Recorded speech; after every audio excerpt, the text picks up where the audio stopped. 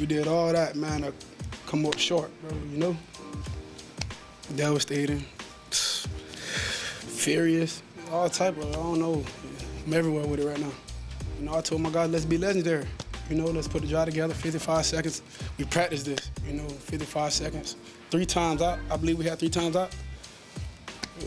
We had great field position, I believe, you know. I felt like we had it. Oh, it sure felt like they had it, especially after that kick return. It reminded me of the Bears-Vikings game where Devin Duvernay, former Raven, had the return that put them in position to win the game with a field goal. Like, there it is. Yeah. You've left the door open by missing the extra point, long return, plenty of time, and ultimately it really was roller coaster all night, but that drive was a roller coaster, and I still can't believe the Ravens lost. It is crazy. It is. I mean, let's think about it. I mean, 3 years in a row here. It's AFC Championship. We're the best team in football. The Chiefs are just come alive for the last 2 weeks in the playoffs, right? And you don't play your best ball. They don't run the ball at all with Derrick Henry or do anything in the AFC Championship game, right? They don't do anything there.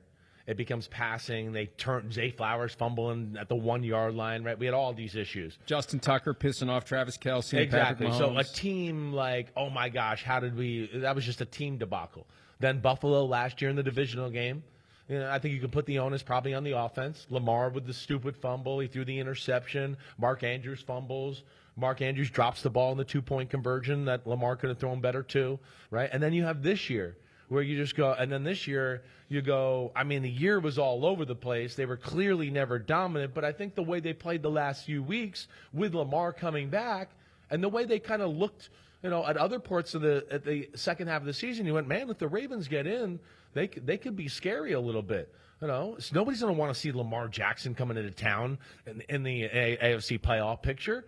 But then here they are again last night, and they just can't find a way to win the game. And, of course, here this is the special teams let them down in a big moment. It's just one thing after another with the Ravens as far as big game moments and not being able to kind of come through in those moments. Lamar Jackson said after the game that it's basically too early and the feelings were too raw to focus on John Harbaugh's future or his own future. And, look, everybody is saying all the right things. Lamar said all the right things last week when he met with reporters. The Ravens would never breathe a word of any desire to try to trade Lamar Jackson. I don't think the Mike Preston column was fabricated. I don't think that it was embellished. It may have been a short-term message to Lamar Jackson and a longer-term message to anyone out there who may want to put a trade package together, and I think they will take the posture. This is what I believe based upon everything I've seen, everything I've heard, everything I've read, everything I've thought about in the last week and a half. I think that they're going to go about business as usual and act like they have no desire to change anything. And if someone calls and makes them an offer, they won't refuse. Not necessarily that they can't refuse, just an offer that they won't refuse. They'll make a move. I don't think that call is going to come, but I think that's what they're going to do. And if there's a coaching change, obviously that changes everything too, because I think back to and who knows what Steve Bisciotti or Biscotti, depending upon your preference, of pastries for breakfast. But depending upon what ownership does, I think back to the Elway situation, the documentary that was recently released by Netflix. Right. Pat Bowlen, the late Pat Bowlen, Hall of Famer, owner of the Broncos, at some point had to choose between Dan Reeves and John Elway, and he chose John Elway. Right. And it could be that Bisciotti, when you drill down to whatever it is that's going on, because, again, teams, leagues, we see this all the time. They're inclined to say nothing to see here. There's nothing to see here. Pay no attention to the man behind the curtain. It's easier to deal with our messes if we manage to get people on the outside not to realize we have messes. But this is a team that is chronically underachieved. Dating back to 2019, Lamar's first full season as the starter. Remember, he's drafted in 2018 where Joe Flacco is at some Ravens draft party. It's like, well, this is awkward. And Flacco starts for a while, then Lamar starts, and then here comes 2019. It's like, holy crap, Lamar Jackson may be the best quarterback in the entire NFL. He's the MVP that year. Number 1 seed, lose to the Titans. It's been about unfulfilled expectations for the Ravens for more than half of a decade now. So you're either going to try to get more out of Lamar Jackson with a different coach, or you're going to try to get more out of the Ravens with a different quarterback. I feel like at what point do we look at this situation and say it's not sustainable to keep doing what we're doing because we know what the outcome is going to be. It's just what form is it going to take to get there? It's a tough one because, I mean, of course, they're extremely relevant. They've been at the top of the league for quite some time here.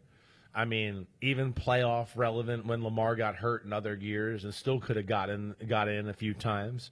So, I mean, it's an organization, as we talked about, it's top-notch. I mean, John Harbaugh's done a lot of great things. DeCosta accumulates a lot of damn good players. But you're right, they haven't been able to get over the hump with one of the greatest talented quarterbacks we've ever seen in the sport. And he's a special entity.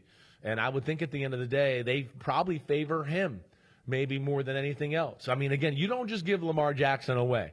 Not at this point of his career, what he's been doing as of late. I know this year wasn't statistically amazing, but I think we all know he can be special. And I would just think that, that's why I think nobody's going to make the call. I wouldn't think so either. And I think if you had to pick one or the other, just to your point, I would think, that Harbaugh would end up being the one going before Lamar would. He's got 2 years left under contract. It'd be impossible to franchise tag him in 2028 because the cap number would be nearly $90 million. He's going to want a new contract. It's virtually impossible to negotiate with him. The Ravens have required years to get his most recent contract done. There's been indications he wants another one.